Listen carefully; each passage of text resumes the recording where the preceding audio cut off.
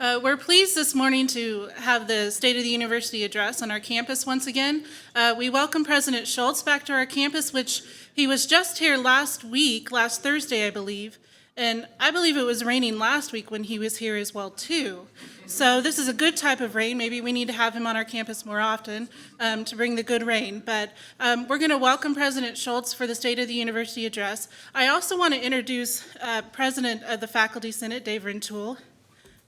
Would like to stand up. And I'm going to pass the mic off to him for some introductions. Thank you. Yeah, it's a good rainy Monday, but at least we need the rain, so that's good. I'm, as she said, Dave Rintoul, President of the Faculty Senate. I have a one-year sentence. I'll be done in May. Faculty Senate is a host of this event, and since we're the host, I'd take a minute or two to tell you a little bit about what Faculty Senate is and what Faculty Senate does. We have over 90 senators representing all three campuses, Manhattan, Salina, and Olathe, the 3,200 faculty and staff that are our constituents. We focus mostly on the academic part of the mission of the university, course and curriculum changes and approvals, new courses, new programs, things like that, degrees granted. We have oversight for all of those things. We also work closely with the administration of the university on faculty work issues, governance of the university. This shared governance process works, I think, pretty well at K-State. And the more I travel around and talk to people at other institutions, the better I believe it actually works here. So we're fortunate in that regard. I'm privileged to work with a bunch of very dedicated people, including some of whom are in the room. President-elect Fred Guzek. His sentence will start in May, and he can look forward to that. We also have Julia Keene, past president, Lolita Sump, who's our secretary, Andy Bennett, chair of our Academic Affairs Committee, Barbara Anderson, chair of our University Planning Committee, Don Crawford, chair of our Information Technology Committee, Betsy Cobble, chair of Faculty Affairs, and Danielle Brown, who I don't see out here. Is she here? Oh, there she is, cleverly disguised as her real self. Chair of our brand new Professional Staff Affairs Committee. This has been a busy year last year, and it's probably going to be another busy year when the legislature kicks into gear. We can't just hunker down. Unfortunately, we have to get out there and advocate for making this a better place to work and a better place to learn. And in that regard, I will introduce to you President Schulz, who will tell us why it's a better place to work and learn this year.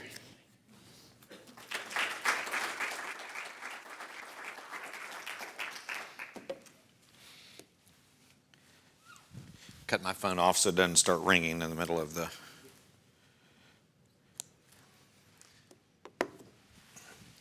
So this weekend, I got a panicked call from my spouse who is in Turkey, and she's there for a IEEE electrical engineering meeting, and it turns out she was calling me from Skype because she left her phone in a cab.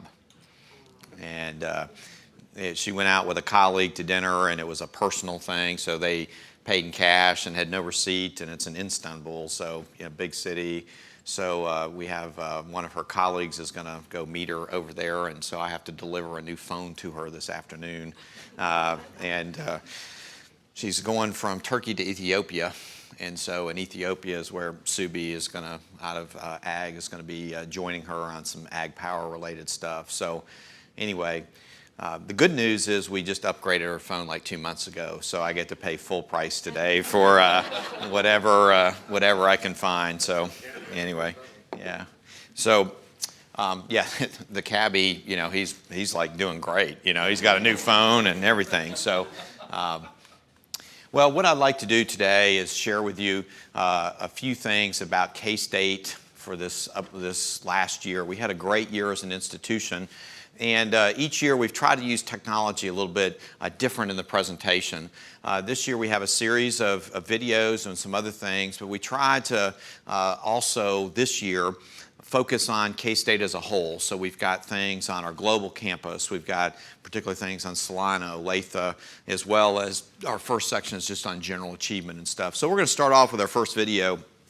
There's a little 30-second video that we play on TV at our athletic events and stuff like that. If you watch football on there, each school gets a 30-second spot. One of my goals as president is never to be featured in these spots. You know, some of these, I think it's an ego deal for the president of the university to stand up there and be on there for 30 seconds. You'll never see that here, but this is a great intro to K-State for the nation. Powerful ideas are sparked by a natural curiosity. It could begin with a single seed or a brilliant ray of light. At Kansas State University, it begins with research that advances the world, where science and creativity meet. At Kansas State University, powerful ideas begin with you. Well, each year we're featured, Kansas State University is featured in these different higher education publications. And you can see up here are listed several of those. Princeton Review we're in every year. And we also in U.S. News and World Report and Forbes, America's Top Colleges. And the Princeton Review, I always enjoy these because they're just categories that most of us would never rank anything in. But like happiest students, you know, number 7. I mean, that's awesome. I have no idea how you measure that, but you know, we're number 7, so we're going to celebrate it. Number 11, best career services. Number 14 in best run colleges, and yeah, I vote in that several hundred times. So, you know, that's the reason we're up there so high. And then number 16, intramural sports. But, you know, this is still one of those guides that a lot of people do look at, and we want to make sure that as we're highlighting these things, we feature those. I don't get too excited either way by U.S. News and World Report because we have so little control over it. To give you some sense of how this works, I get a poll each year sent to my office from U.S. News and World Report, and it lists all the public research universities alphabetically in a 1 to 5 scale. What do you think? And you just kind of check it off. So not surprisingly, Harvard and Yale and the big privates, you know, always going to be at the top, as well as Michigan and University of Virginia and Texas. So we have so little control over that. We do monitor it, but at the same time, there's not a whole lot that we are going to try and do to influence that, because I've talked to other presidents at other places that spent lots of time and money and energy on this, and then at the end of 10 years, they essentially made no difference. So we will see that. And then Forbes, America's Top Colleges. Again, these are things that I think we should all be proud of. They're all part of our recognition of Kansas State University and the kind of things that we'll continue to talk about. Well, our enrollment continues to grow, and 20th day number 24,766, and on the 20th day, we count every living thing walking across campus to make that. We were up about 180 students, and this is total head count. This campus was up back over 800 again, 813. And I want to commend all of you for the work that you continue to do on the campus. I was here for the wine walk this last week, which we had a lot of the Salina supporters. Some KTI alums just back on campus seeing labs and facilities, and many of you out there participated and showed up to showcase a lot of things here. This campus looks great. All the buildings on the inside look fabulous. There's just, everything looks kind of spruced up and really, really good. There's a lot to be proud of. And I think as the Veneer Scholarship gift kicks in this next year, I would suspect we're going to continue to see that enrollment up. So I'm there having my glass of wine, and we had a particular individual walk up to me and says, well, Kirk, you know, how soon are we going to get the enrollment up over 4,000 on the Salina campus? And I said, I don't think I'm still going to be president when that happens. And I said, but 1,000, you know, that's the kind of thing that I think we want to keep pushing for. So keep up the great work here. And then the Olathe campus, 52, and that's graduate only, as most of you remember. And we'll talk a little bit more about the Olathe campus in some subsequent slides. Well, the other thing, though, is not only are we the largest enrollment, let's talk a little bit about our freshman class. It's the most diverse and academically gifted freshman class that we've had in our history. And if you look over here, our international student population, over 2,200 for the first time. And if you look at other public higher education institutions, there you're seeing a lot of these similar trends where we have students from abroad that want to come to K-State and other public universities to really value that experience and then go back home. We see our growing Latino population. Our African American population has been fairly steady over the last couple of years. Our Asian population is the strongest that it's ever been. And then multiracial, which is a different category than was there 7, 8 years ago, this continues to increase as well. So I think it's important that as we attract great students, but we also want to make sure that we're bringing in students that can be successful and that can graduate and have the background to be successful within the Kansas State University system, as well as we need to make sure our students are sitting in classrooms and seeing more what the world's going to be like, and that includes students from abroad as well as a diverse set of students in terms of age and gender and ethnicity and all those different kinds of things. Well, we've also been very proud of our fundraising over the last several years. This is something that we've really put a lot of time and effort and energy into, and you can see this is total giving to the university. We were about $84 million in FY 2010, up over $211 million. $200 million is really sort of this significant benchmark. The Chronicle of Higher Education lists the top 50 gifts to higher education each year. And this last year, K-State was on there twice. We'd never been on the list at all before. Number 2 was for the Dolisi gift to engineering, and that was a combined gift to Oklahoma State, OU, and K-State. And then the Veneer gift, which this campus got $10 million of that Veneer gift, all going to student scholarships.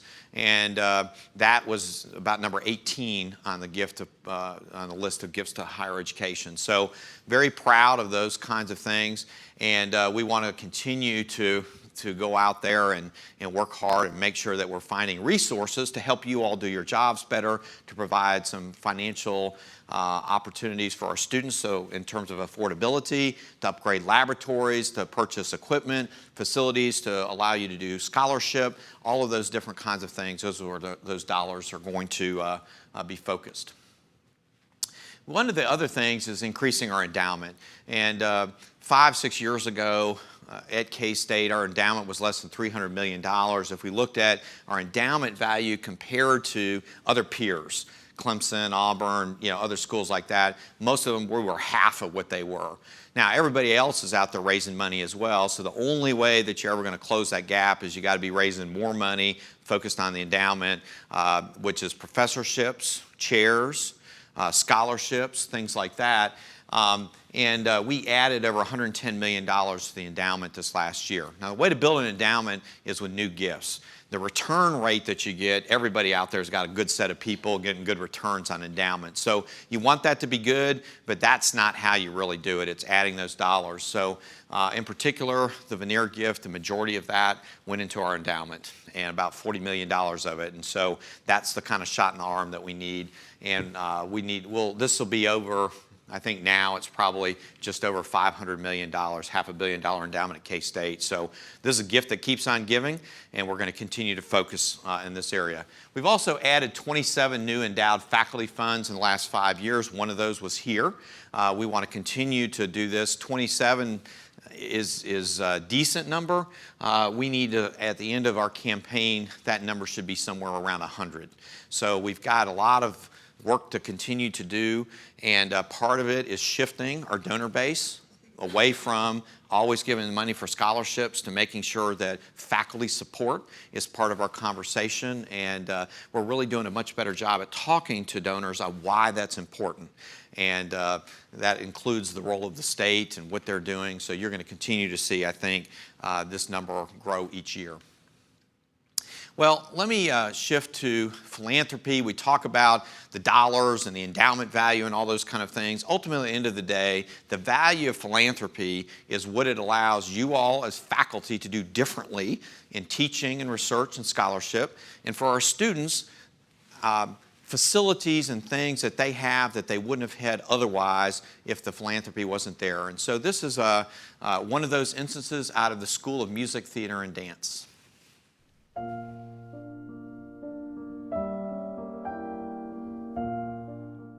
Becoming an all-Steinway school is a tremendous reward and a tremendous blessing for the keyboard division because it gives us access to pianos that are absolutely top of the line. The name Steinway instantly makes me think of the very best pianos in the world. This is one of the few things in the world that is still being made and is not changing anymore. So that's a sort of rarity that way. I mean, think about radio, think about television, think about anything. Everything has changed. The piano basically is perfect, especially the Steinway piano. And faculty and students also understand that level of quality. They can hear it when the piano is played. The people that are playing the instruments can sense it in the touch and feel of the piano. It's the equivalent of putting one of the great race cars in the world in the hands of a supremely gifted driver. They start to play it and everything changes. It's almost like the molecules in the room change quality. And it's one of those extremely rare circumstances where the hair on the back of your neck stands straight up. Even for students who are not so advanced in their lessons, they can tell by the touch, by the response of the instrument, by the sound, that it is so exciting to play on a top quality instrument. When students come to our campus and they walk around our halls and they see the Steinway plaques that are outside all of the piano faculty studios, and when they see the plaque that's in our atrium that announces this area honoring Mark Chapman's legacy through the All Steinway initiative, there isn't a lot more you need to say except to get them in the room and to have them hear the piano, and if they are a pianist, to sit down and play some on the piano. Musicians understand what they hear. There's sort of a saying that a demonstration is worth 1,000 words. And with a piano, that's really very true. The minute they hear that piano being played, they understand the quality that they're being exposed to.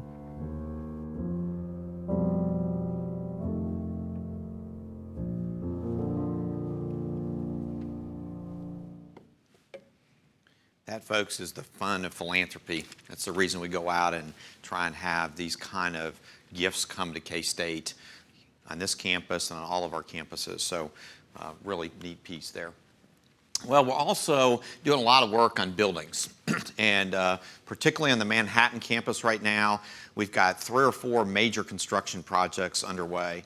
And philanthropy has played a major role in these as well. That's part of the reason that we haven't started some of the construction a couple years ago. It wasn't that we didn't need space then, it's that we had to have a vision, had to go out and get people to commit to those particular building projects, and now we're really playing catch up.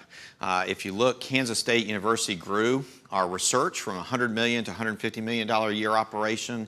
We grew our student body by several thousand people, the graduate students and undergrads, and added really no new academic laboratory space on the Manhattan campus. And so we're going to continue to be catching up with where we are just with our research volume, with our graduate student volume, and with our undergraduate students. Right now, we have about $89.4 million for campus infrastructure in 2014. This includes some great, sexy projects like new air conditioning for one side of campus and putting in a new chiller unit that's going to support some of the new construction as well as some of the other buildings that we currently have on campus.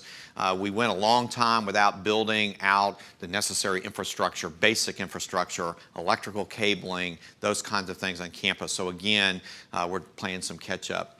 If we add everything together on K-State, Manhattan, Salina, Research and Extension, Athletics, all those 4, add them together, we look at about $550 million planned over the next 5 years. So lots of new needed facilities. Some of what's going on right now in the Manhattan campus, Weefald Hall, at least they move dirt from one side of the lot to the other most days, and so I assume that means that there's actually some construction going on. The engineering expansion, they're building the steel work out on that, so if you're driving around the Manhattan campus or walking around, literally every day this looks a little bit more built out, and we start to see what it really is going to look like. That's going to house electrical and computer engineering, computer information sciences, and then spaces in there for our competition teams on the Manhattan campus, as well as some classroom space, some space for students to sit around and work together in team environments and things like this. So around 100,000 square feet. The College of Business Administration building, they're working on that, and that's located between North Manhattan and the President's residence. So most mornings I can open the screen door and I know they're working. And that's going to be a 2-year project that'll be open fall of 16. That is 140,000 square feet. Importantly, it's going to have a nice coffee shop. Forget the classrooms, but a good place to buy coffee. But we're going to have state-of-the-art classrooms in there, general purpose classrooms that are going to also benefit all of campus, not just a particular college. And then the Campus Welcome Center, Old Memorial Stadium. When we did the campus master plan, there was 2 structures in particular on campus that were deemed kind of in the worst shape of our infrastructure. That was Memorial Stadium and Anderson Hall. So Memorial Stadium, we're slowly doing renovation work on, and so the Purple Mask Theater is under construction right now. And then as soon as that's done, we'll destroy the old Purple Mask, which is really kind of hideous. It's got carpet on the wall, and I mean, it's very 1970-like. And start on the Campus Welcome Center. This is a $20 million privately funded project that'll have career planning and placement, admissions, financial aid. You all have done something very similar on this campus with your Welcome Center, where people get to come and sort of see everything at one place. As much as Anderson Hall is an iconic part of campus, it's not a great first exposure to students, families, prospective faculty, and things like that. So we just think this is really going to help us with recruitment, retention, and give better spaces for when companies are coming on to the Manhattan campus. So let's shift a little bit here. Our next video is going to talk some about our students and student success and some of the projects and the value of scholarship on our campus.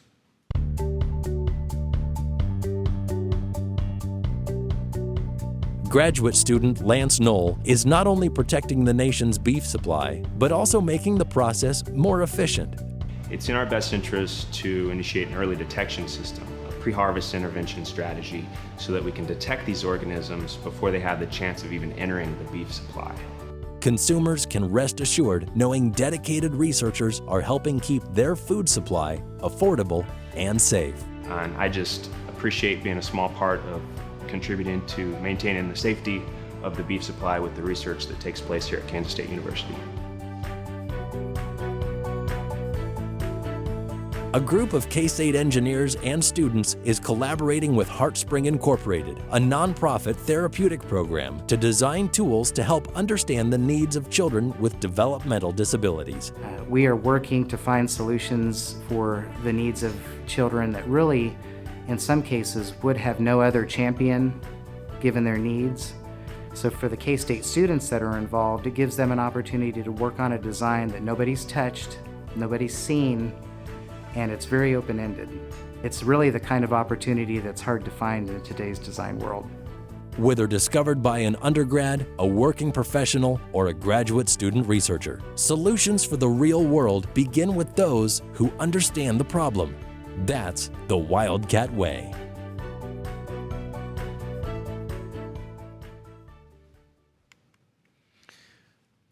We could have featured any of probably 1,000 different projects that are ongoing on all 3 of our campuses.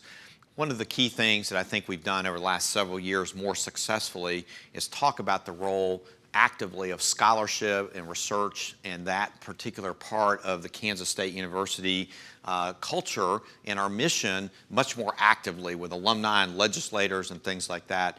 I think when I first came to K-State, we talked about public research university, people would all tense up. Well, that's something different. No, we've been a public research university for 150 years.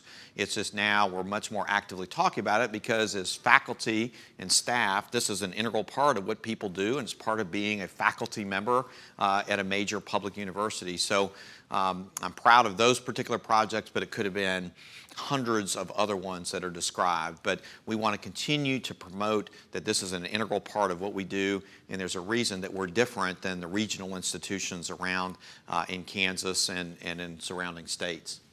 We also had a bunch of student championship teams.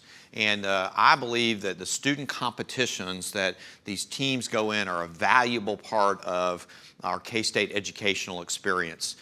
We included our sort of national champions up here. Our robotics team out of biological and agricultural engineering won their 8th straight championship. Our Black Student Union was selected as the best in the Big 12, the 7th championship in 9 years. Our crops team, I mean, there's no reason that they should hold that competition anymore. They just sort of win it every year. But the 12th national title in 16 years. And really, if you want to see an impressive trophy case, you go over to this building and they keep having to build new ones with all this stuff in there. But an important part of their educational experience.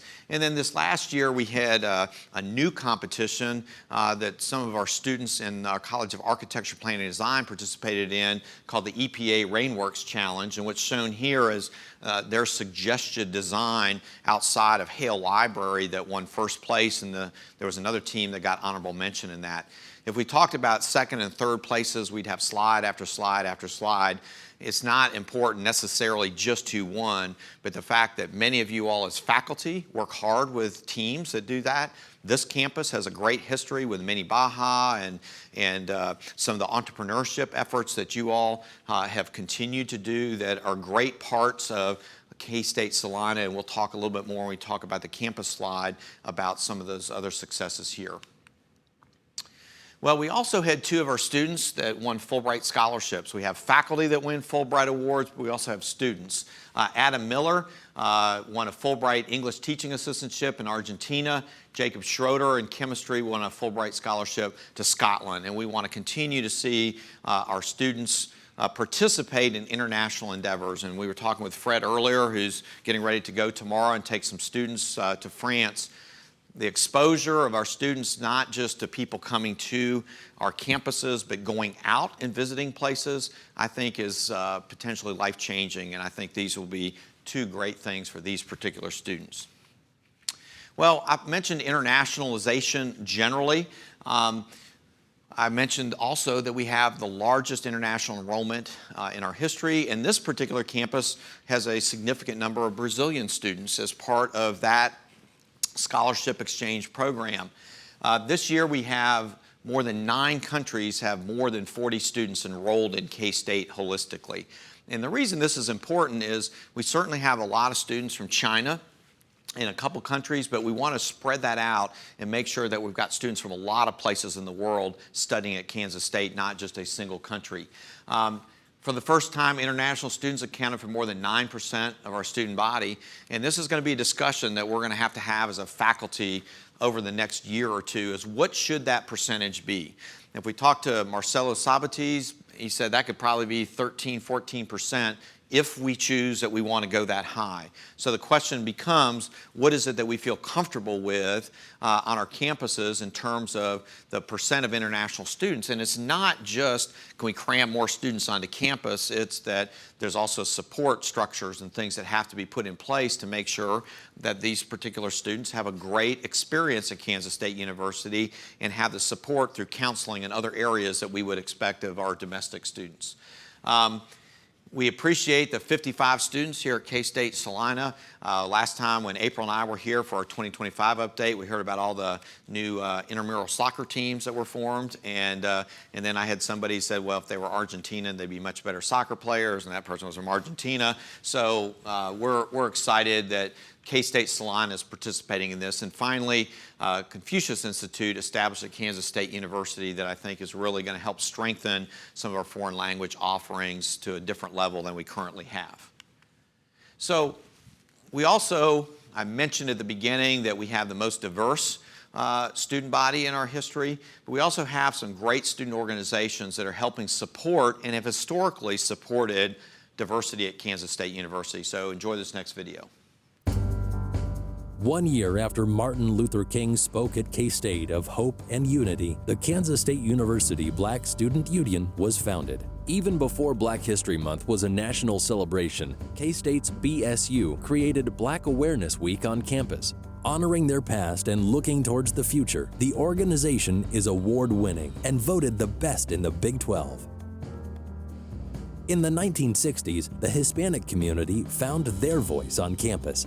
Halo continues this legacy of tradition and honor by bringing international activists to campus, hosting the Encuentro celebration, and promoting scholarship with their Belleza Latina pageant.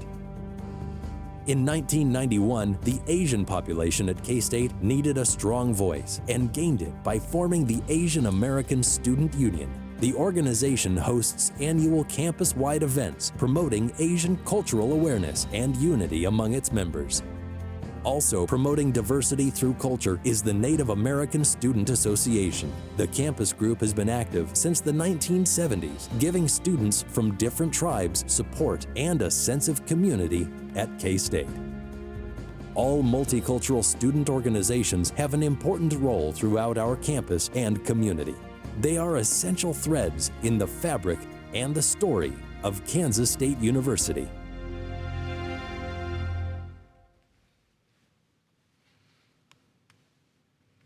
Well, let's shift a little bit to faculty achievements. And each year we try and summarize some key faculty achievements.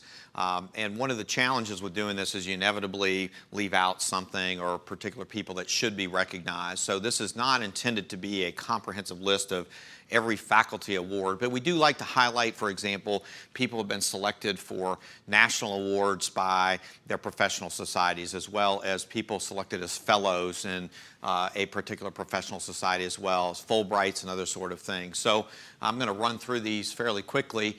John Mahoney in philosophy received a Fulbright Award to study in Central Asia.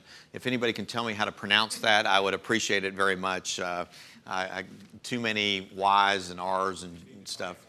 What's that? You need to buy a couple vowels to stick in there. The American Association for the Advancement of Science Fellows, we had 4 this last year. Walter Dodds and Don Kaufman in biology, John Leslie in plant pathology, John Reese in entomology.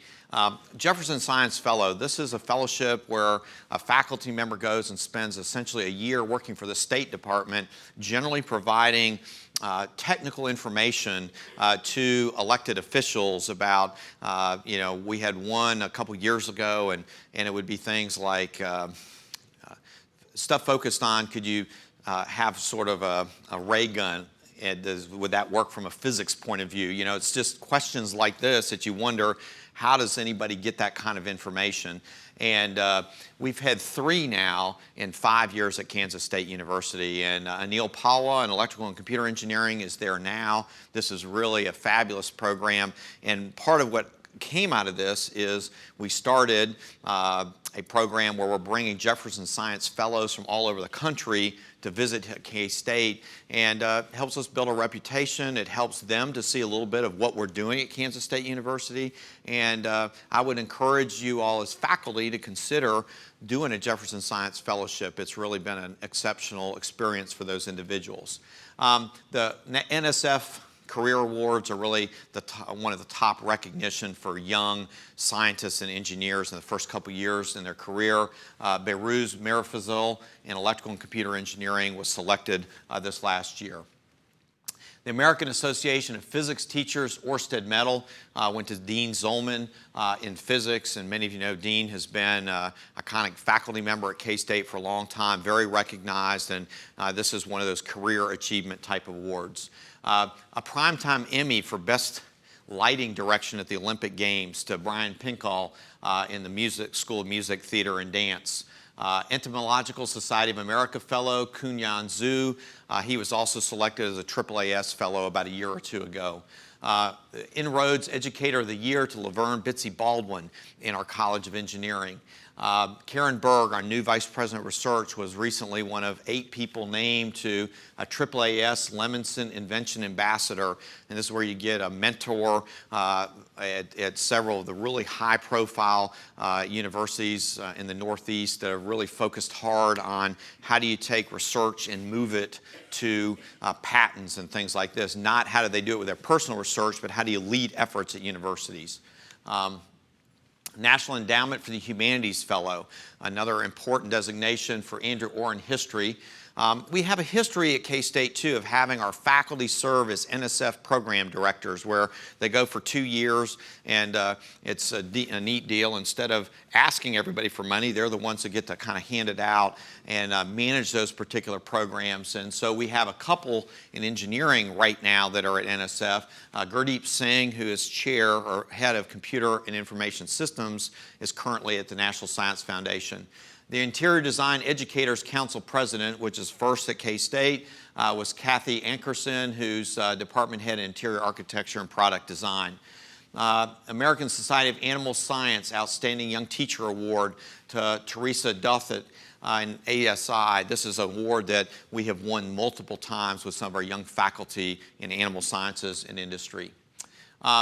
The Farmanian Research Project Fellow to Raneen Kazemi in History. Another fellowship in the American College of Sports Medicine to Richard Rosenkrantz in a College of Human Ecology and Human Nutrition. The femtosecond attosecond Science and Technology Fellow to Uwe Thum in Physics. And the Distinguished Veterinary Microbiologist of the Year to Chingapa in the College of Veterinary Medicine. We have lots of these awards, and I appreciate the fact that so many faculty colleagues are taking the time to nominate somebody down the hall. Sometimes in the Midwest, we tend to think, just work hard and you'll be recognized. And it's important that we see folks that are doing great things. We make sure that we're nominating them for these kind of national, international, and regional awards. Well, the highest honor that we can bestow on a faculty member at Kansas State University is the title of University Distinguished Professor, and I think nominations are open now for the UDPs, but this next video will introduce us to our 3 newest UDPs.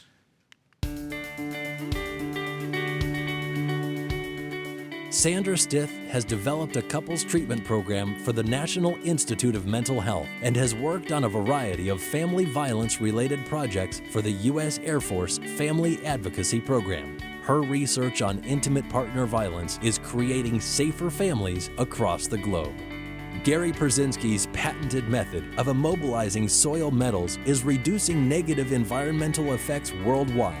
Generating more than $5 million in research funding, he continues to collaborate with local and national agencies to create safer soil and a safer environment. Badriraju Subramaniam is focused on protecting commodities and consumers through food systems. He earned the Environmental Protection Agency's Stratospheric Ozone Protection Award for his research focused on using insect pests as alternatives to pesticides. These distinguished faculty and others like them are passionate about their research and making a positive impact on the world. That's the Wildcat way.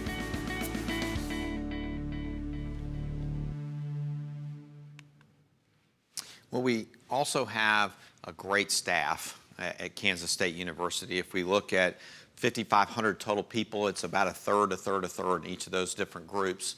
And we want to recognize our unclassified professionals on our campuses. And this year, 4 awards of excellence to Jan Mittendorf in the Office of Educational Innovation and Evaluation. Many of you know Jan. She's played a key role in the development of K-State 2025. Larry Satzler in the College of Engineering. Russ Taylor in the EDL, Electronics Design Laboratory, Alan Rankin in the James McDonald Laboratory, which is the high energy laboratory in the Department of Physics. And each of these folks was recognized with a cash award and things. And we want to continue, as we talk about recognizing faculty, we want to continue to make sure that we're nominating our staff colleagues for recognition as well. Well, the university support staff, or the old classified staff designation, each year at the end of the academic year holds a big event where they recognize staff members for excellence in service and longevity. And this last year we had 3 folks who were recognized. Holly McHugh in admissions for the office and clerical category, Lynn Salisbury in facilities for technical professional, and then Carrie Jennings in housing and dining services in the service and maintenance. And Carrie is serving as the president of the University Support Staff Senate this particular year as well. Well, as we moved from classified staff to university support staff, there was a group of colleagues that spent about 18 to 24 months really working hard and putting together a proposal that was voted on by the classified employees, certainly in the Manhattan campus. And so this next video really talks about why that was such an important decision and some of the key folks involved.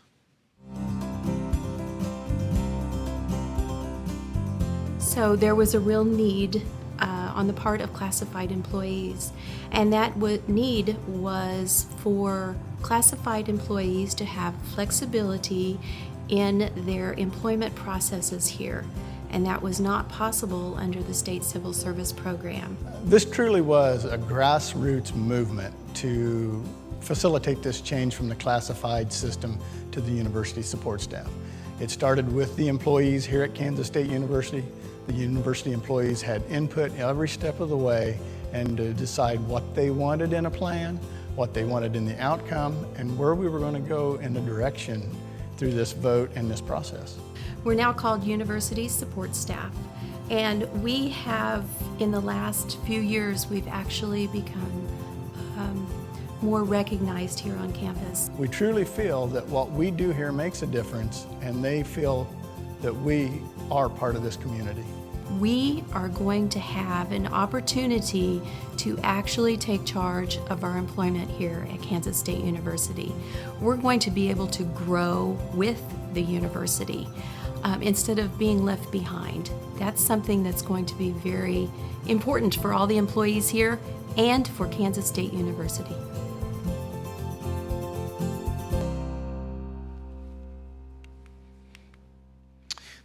Well, when we talk about Kansas State University sort of as a system, this really kind of illustrates what we're going to do as we kind of wrap things up. We have the Manhattan campus, our Salina campus here, our Olathe campus, as well as our global campus.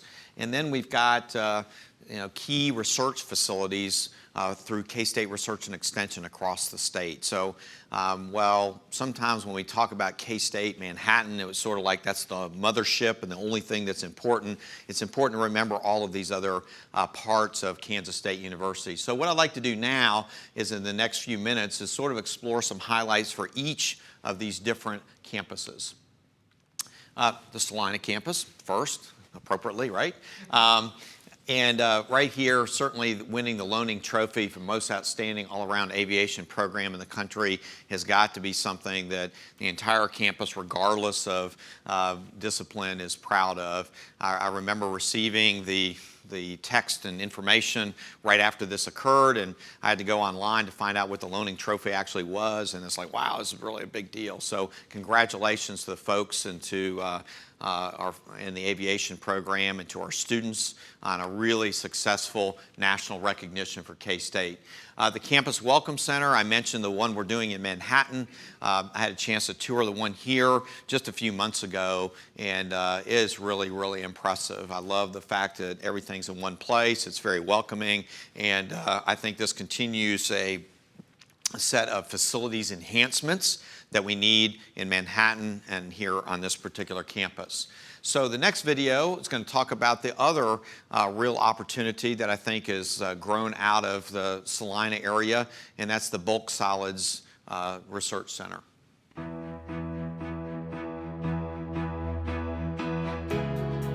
Salina is receiving, and currently it's being constructed now, a new Bulk Solids Innovation Center, which will be a research facility on the north end of Salina that we will help staff.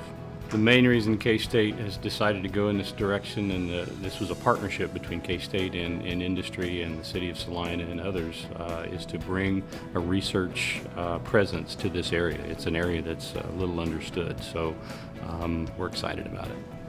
This new research center will complement the K-State 2025 mission by bringing world-class research here to Salina. We'll be able to attract world-class talent.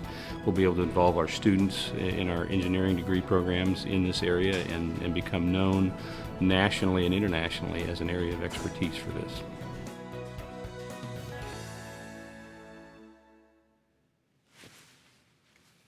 Well, if we shift to our Olathe campus, really been in existence really 2 years. And we've got a couple key things there. Just as a reminder, that's graduate only. That was part of our mission when we received the money from the Johnson County Educational Research Triangle, or JCERT. We've got some nice partnerships that are being formed with industry in that particular area, and exploring really an executive master's program in applied science. And there's a group of faculty and staff that have been working for several months on a proposal, and then also forming a School of Applied and Interdisciplinary Studies as a degree granting unit at Olathe, and both of those are in various stages of kind of moving through what I've learned is an incredibly lengthy approval process that's pretty much self-imposed by K-State. But the next video is talking about one of our new faculty who started at K-State Olathe a year ago, and her describing a little bit of her research and scholarship she's doing there.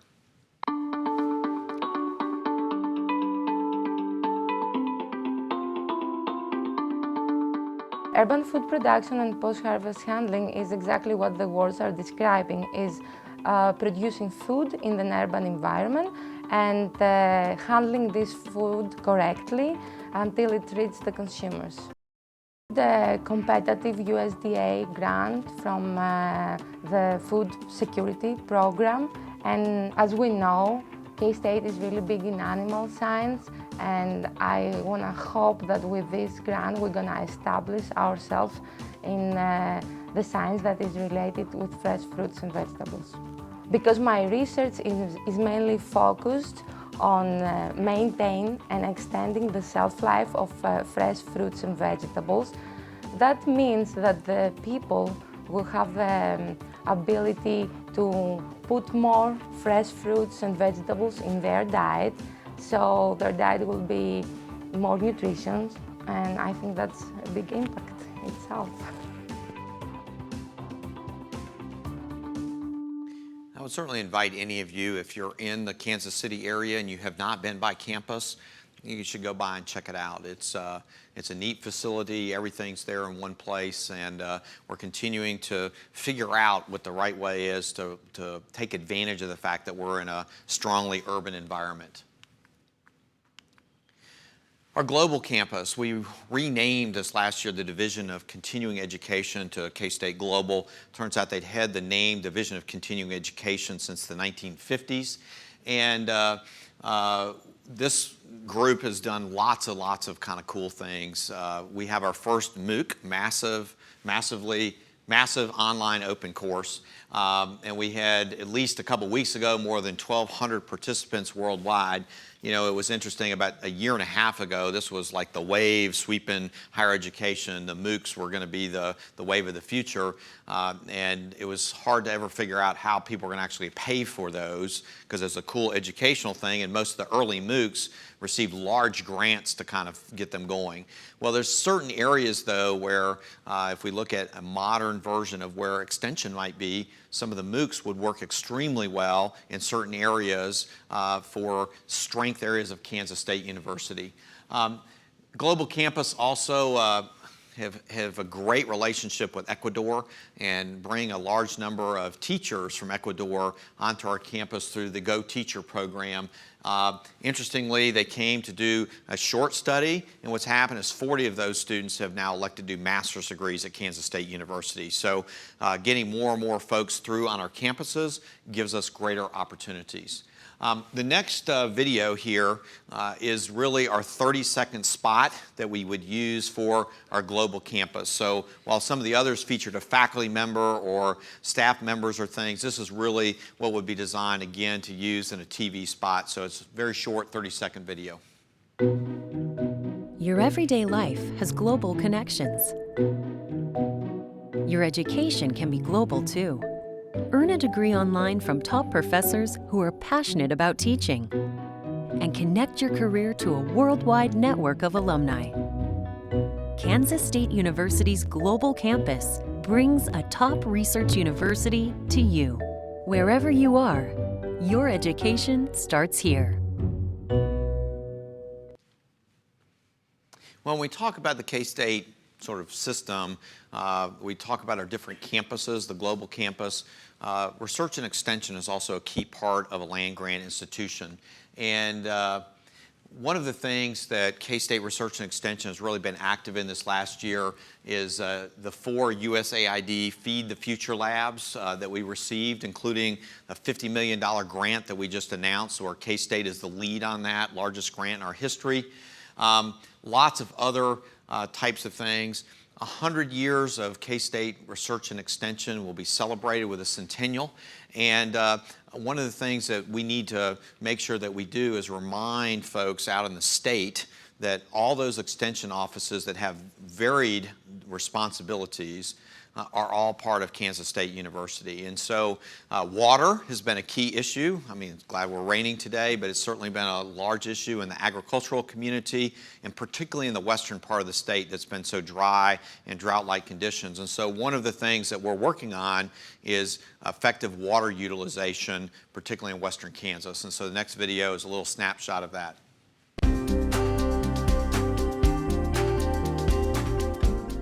Water is vital to Kansas agriculture. A recent Kansas State University study finds if current usage of the Ogallala Aquifer continues, as much as 69% of this underground resource will be depleted by 2060.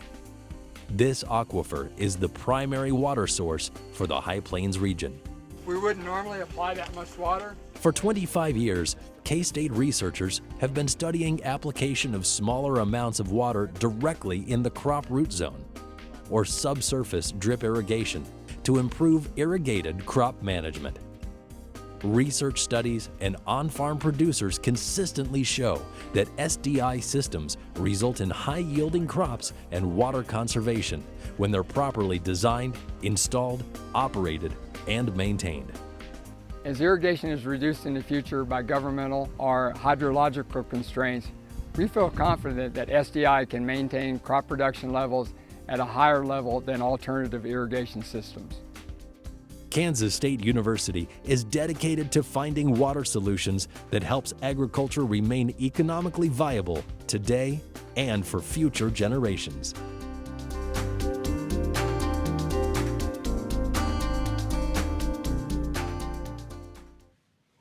So what I'd like to finish up with is a little bit about K-State athletics, and then we'll wrap up. And I know people are going to have to leave to do important things like teach class, so we started a little bit late, and we'll wrap this up pretty quick. We talk about student athlete, and one of the things that I really appreciate is that our athletic staff continues to recruit excellent students.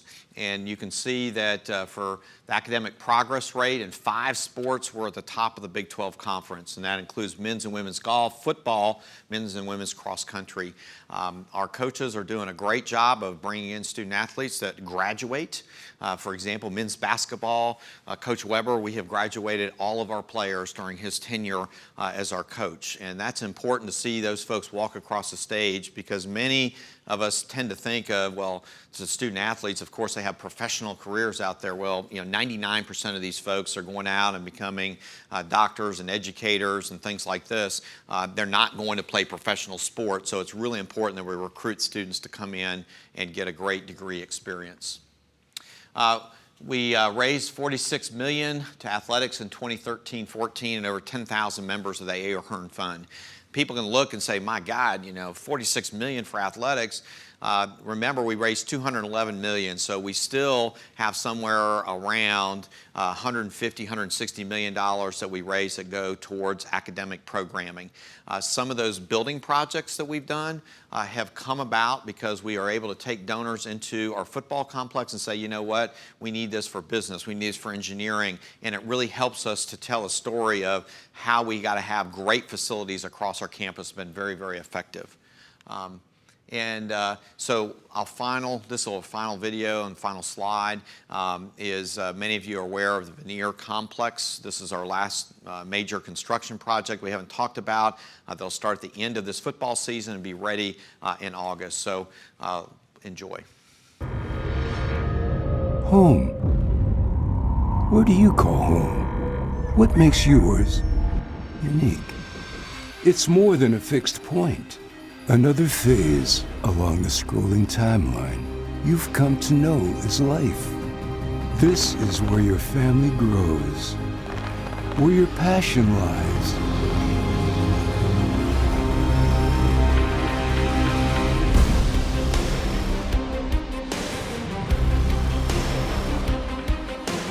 complex equations of limestone and steel drive the momentum of skilled hands and mind to create a timeless dwelling. The foundation. Watch as it rises from its roots.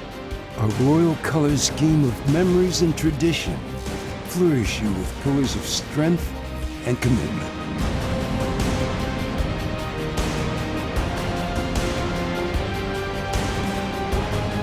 You showcase your home's most exquisite features on the grandest stage. Waters from the pocket, goes downfield, got Luckett, got him beautifully. Jordy's got it against Lee at 40, 35-30, Jordy to the 20, 10-5, Wildcat touchdown! Oh, so bold as to capture the attention of those gathered round. Family, friends, travelers from afar, all have made their way to connect with you. What began as a single slab has grown into a place you now call your own. Intercepted by Archer at the 40, Archer at the 30, he's gonna score! Touchdown! And this place is going nuts! Darren, 45-40, he may score! Sproles at the 30, he's at the 20, 10-5, touchdown! Oh, baby, you gotta love it! Where do you call home? The answer is here. Folks, we had an excellent year this last year. We were able to make some great progress with salaries. We were able to start a lot of building projects. We have record enrollment. As I talk to people across the state and out there, lots of positive excitement around Kansas State University, and that's because of the great job that you all do with our students, making sure that as they come in that they get well advised, that they got great classes, that we have a wonderful instructional environment, and then when they graduate, they go out and have great career opportunities regardless of where they go. So thank you for everything that you all do. All the successes and things we talk about there are because of your hard work and dedication. So with that, I'd love to answer any questions, and I apologize we went a little bit over this morning time-wise, but I'll be happy to visit as long as people would like to. So, questions? I'd be disappointed if you didn't have a list. No, I've collected, the point person, I've collected all the questions from. Yeah, I know. Several of them all relate to the same one, so I'd kind of like to put all those together into one big bunch, let you hear them all and address them in whatever order works. Sure. It's about the Credit for Prior Learning initiative from the Board of Regents. I think you probably saw that one coming.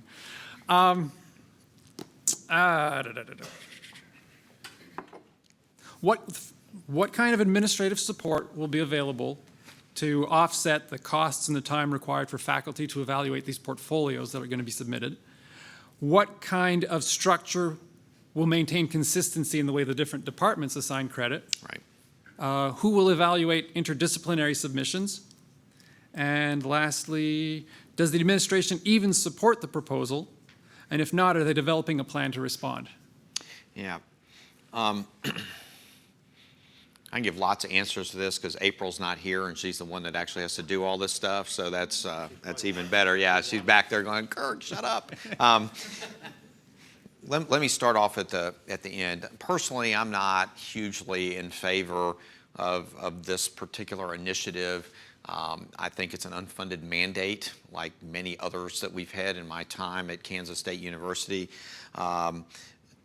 That being said, if the decision has been made by the regents and others that we're going to have to do this, then we got to make sure we do it well and that we do it in a way that protects our accreditation, that also protects our time, your time as faculty and staff as we put into that. So I think we're going to have to determine what appropriate levels of staffing are needed and balance that out to make sure that we provide that particular support and not that we go out and hire 10 people and figure out we need 2.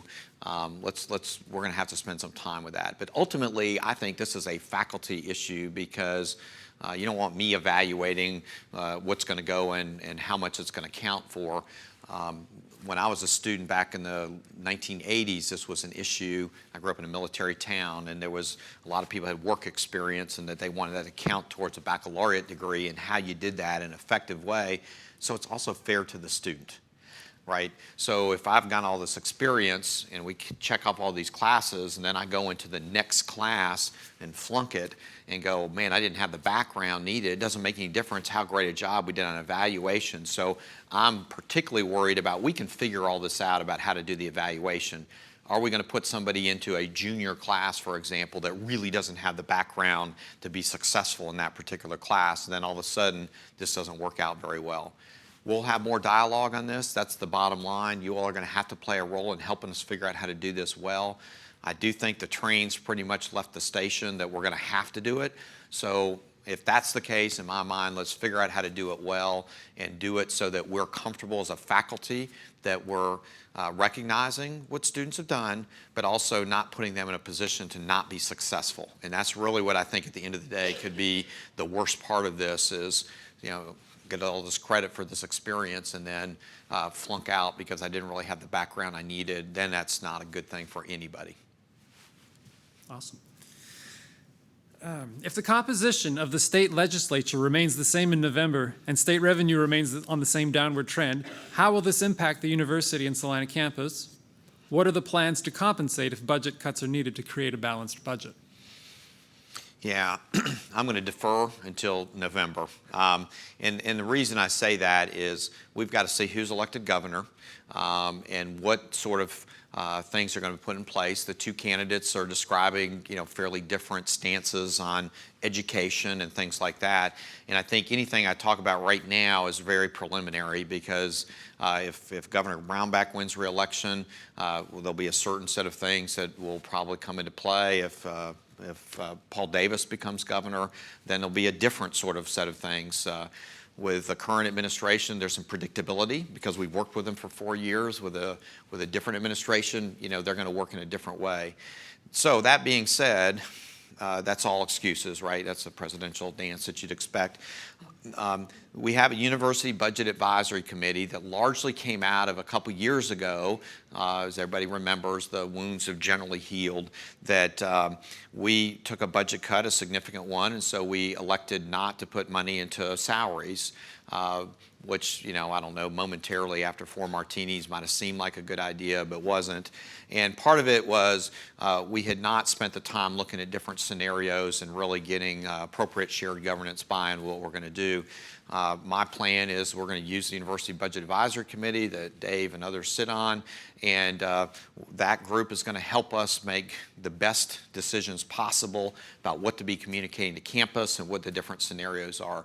I agree, the state revenue's going down. It's certainly something that doesn't make me just look forward to the legislative session in January. But regardless of that, my job is to preserve funding for higher education and funding for K-State as much as possible and make sure that we can continue to do some salary increases and things like that. So there'll be more later, but frankly, we've got to wait until November and see what the state of Kansas decides and who's going to be our leadership, and that's going to have a big influence, I think, on what we're able to do. I've got one more, but I should pause to make sure I'm not monopolizing the microphone. You are monopolizing the microphone. That's okay. Ask your last one there, and we'll... Is it going to complicate things for Manhattan to have the president and faculty senate be an hour away? And yes, this is a shameless plug for Fred. No.